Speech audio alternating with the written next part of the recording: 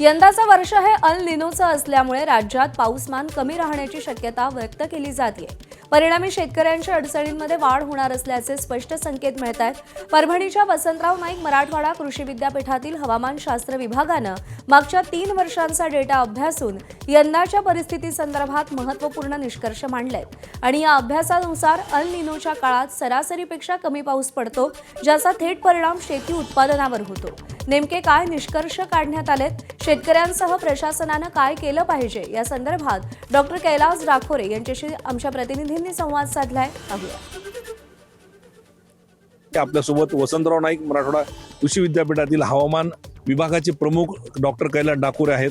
त्यांनी या एल निनोच्या मागच्या 20 ते 25 वर्षांचा डेटा काढलाय आणि त्यातून शेतकऱ्यांनी आणि यंत्रणेनं काय करायला पाहिजे हे ते सांगणार। सर, नेमकं यावर्षी काय होणार आहे किंवा म्हणजे पाऊसमान कमी किंवा जास्त एल निनोच्या या वर्षामुळे हे पहिल्यांदा आपण जाणून घेऊ।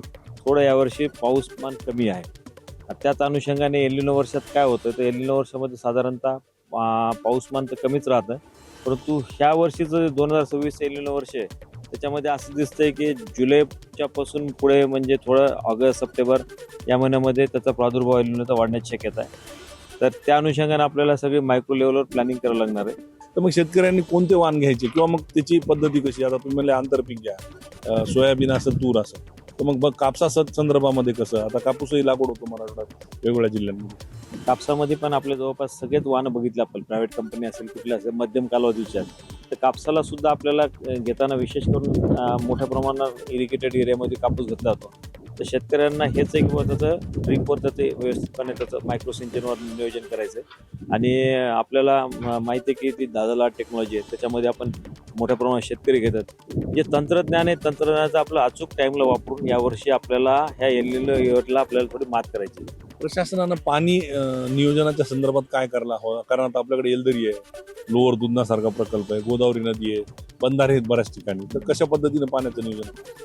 आपण पाहतोय की मे महिना आहे, आता सुद्धा बाष्पीभवनाचा दर सुद्धा वाढलेला आहे। सर्वसामान्य जो बाष्पीभवनाचा दर राहतो तसाच आहे सध्याच्या परिस्थितीमध्ये, परंतु भविष्यामध्ये आता आपल्याला दुष्काळ दिसतो, त्या अनुषंगाने आत्ताच आपल्याला काही उपाययोजना केल्या पाहिजे की बाष्पीभवन आपलं थोडं कसं कमी होईल, पाणी कसं ड्रिपच्या माध्यमातून सूक्ष्म आपले जे पद्धती आहेत त्याच्या माध्यमातून आपण मॅनेज करायचं आहे आणि येणाऱ्या सीझनमध्ये आपण असं गृहीत धरूया की जनावराला चारा लागणार आहे, त्या अनुषंगाने आपल्याला त्या चाऱ्याचं सुद्धा आपण आतापासून नियोजन करायला काय हरकत नाही। BBF तंत्रज्ञान असेल, विविध पीक पद्धती असेल, ही अवलंबन